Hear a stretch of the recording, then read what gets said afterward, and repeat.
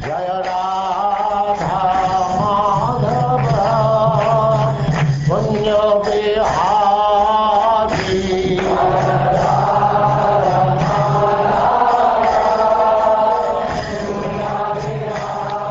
And now chapter 19, a description of the island of Jambudvip.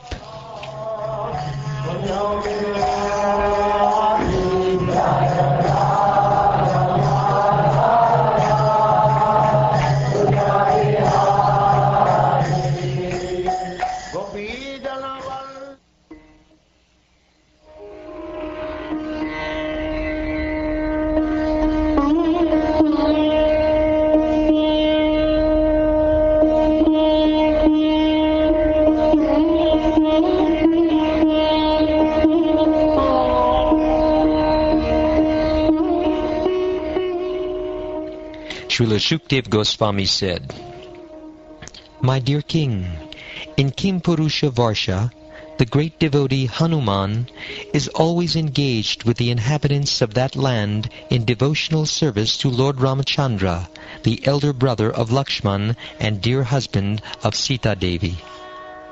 A host of Gandharvas is always engaged in chanting the glories of Lord Ramachandra. The chanting is always extremely auspicious. Hanumanji and Arishtashena, the chief person in Kimpurusha Varsha, constantly hear those glories with complete attention. Hanuman chants the following mantras. Let me please your lordship by chanting the Bij mantra, Omkar. I wish to offer my respectful obeisances unto the personality of Godhead, who is the best among the most highly elevated personalities. Your lordship is the reservoir of all good qualities of Aryans, people who are advanced. Your character and behavior are always consistent, and you always control your senses and mind. Acting just like an ordinary human being, you exhibit exemplary character to teach others how to behave. There is a touchstone that can be used to examine the quality of gold, but you are like a touchstone that can verify all good qualities. You are worshipped by Brahmins who are the foremost of all devotees. You, the Supreme Person, are the King of Kings, and therefore I offer my respectful obeisances unto you. The Lord, whose pure form, Satchit Ananda Vigraha, is uncontaminated by the modes of material nature, can be perceived by pure consciousness. In the Vedanta, he is described as being one without a second. Because of his spiritual potency, he is untouched by the contamination of material nature. And because he is not subjected to material vision, he is known as transcendental. He has no material activities, nor has he a material form or name. Only in pure consciousness, Krishna consciousness, can one perceive the transcendental form of the Lord. Let us be firmly fixed at the lotus feet of Lord Ramchandra, and let us offer our respectful obeisances unto those transcendental lotus feet. It was ordained that Ravan, chief of the Rakshasas, could not be killed by anyone but a man, and for this reason Lord Ramchandra, the Supreme Personality of Godhead, appeared in the form of a human being. Lord Ramachandra's mission, however, was not only to kill Ravan, but also to teach mortal beings that material happiness centered around sex life, or centered around one's wife, is the cause of many miseries. He is the self-sufficient Supreme Personality of Godhead, and nothing is lamentable for him. Therefore, why else could he be subjected to tribulations by the kidnapping of Mother Sita? Since Lord Sri Ramachandra is the Supreme Personality of Godhead, Vasudeva, he is not attached to anything in this material world. He is the most beloved Supersoul of all self-realized souls, and he is their very intimate friend.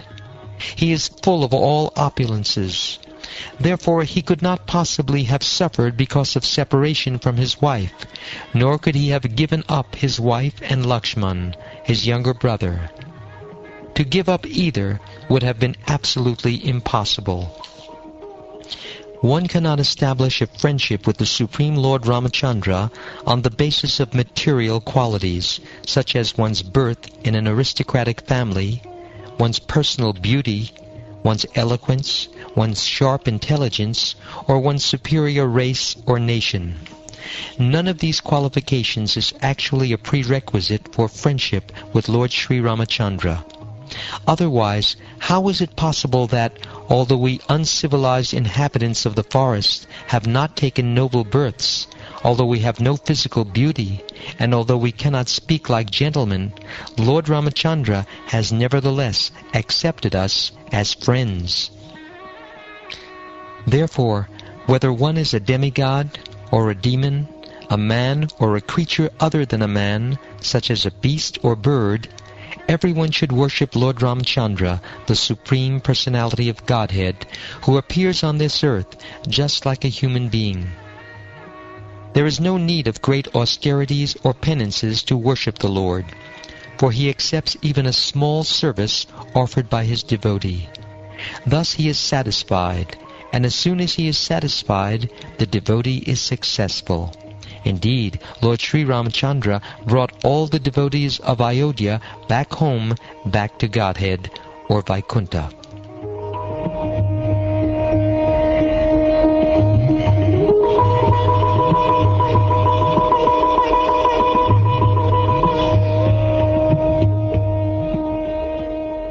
Shukdev Goswami continued, "The glories of the Supreme Personality of Godhead are inconceivable.